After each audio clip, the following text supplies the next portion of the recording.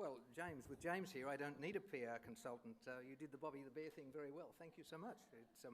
Anyhow, it's an absolute pleasure to be here, and I'm not sure how many times we can climb up those stairs. My wife and her rather high heels, it was a fairly risky business, but thank you to everybody and the judges for the Telstra Business Awards. It's a considerable honour to be here, particularly because Bridestowe Estate is so absolutely famous, and historically it had absolutely nothing to do with us. So, an icon in Tasmania. It rose to absolute global prominence from the 1930s right through till the 1980s as a grower and distiller of ultrafine lavender oil, and it became the mainstay of the fragrance industry in the 1930s to the 1950s. So absolutely staggering for a place remote as northeastern Tasmania. We bought the farm in a state of distress in 2007 and spent an undisclosed amount of money raising it from the dead, literally from the grassroots up. The family doesn't know how much we spent, and they don't care now because after about September 2010 it started to pay its own way, which was rather good because the bank said no more lending, and it all got a bit ugly. So in September 2010 I said to the family and the staff, well, this is it, and if we can't move forward, we're gone, and you'll have to keep working, dear, which is what...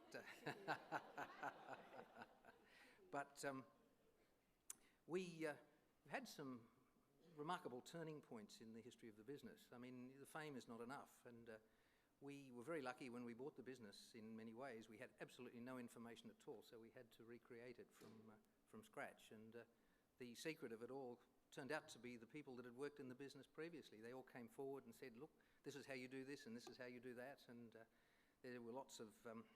I was talking to Bill Lark earlier and talking about opportunities and turning points and doors that open, and when we bought the farm in 2007, we had no customers and no sales, so I said to Jennifer, we need to find some customers, so let's go to Japan.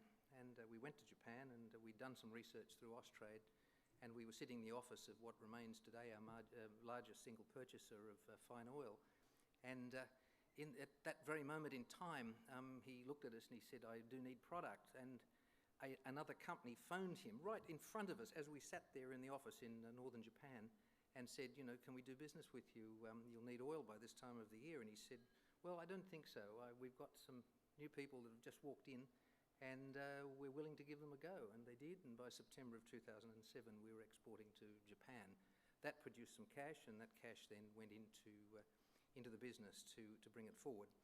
The rest is history. The business has grown roughly 10 times in 8 years since we've owned it, and it now attracts about 65,000 visitors a year to northeastern Tasmania. So in the north it's the largest single drawcard for tourism.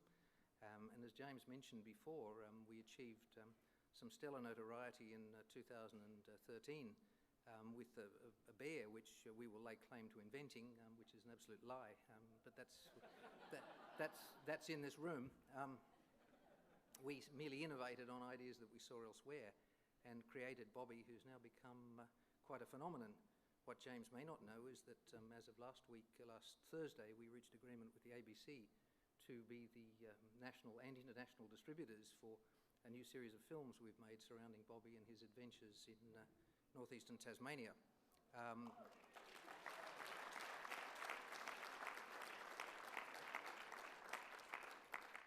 We really bought the farm to become even more famous for fine lavender oil. Well, the lavender oil still is absolutely perfect and remains as it was when the Denny's brought it to perfection in the 1970s. But Bobby has overtaken everything, and the Bobby product range now is perfectly capable of standing alone as an independent business. The stories are rife. We don't say how many we sell, but it's not nearly as big as the market demand.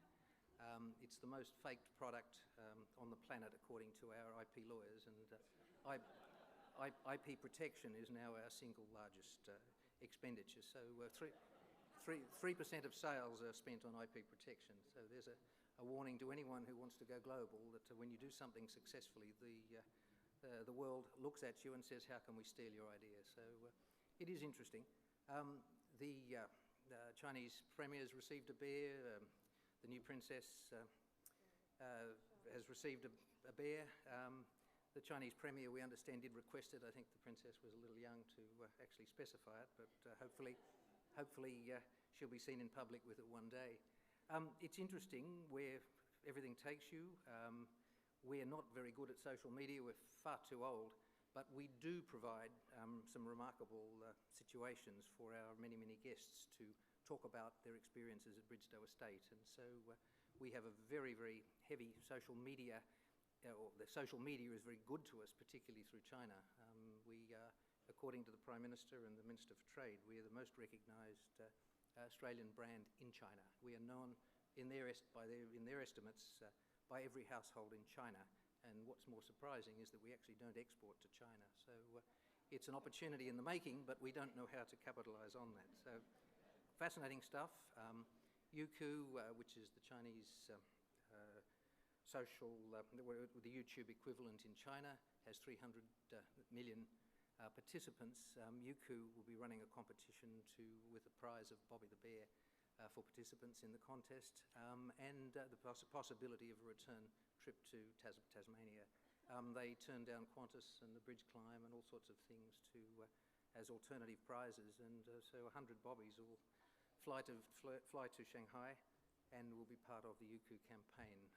That then links to the ABC through their new web portal in China, australiaplus.cn, and that will hopefully flow back to Australia in the context of more and more awareness about Australia and Tasmania through the Chinese social media and formal media. So extraordinary campaign, extraordinary journey, and the future looks extremely rosy for the business that we're running. So amazing.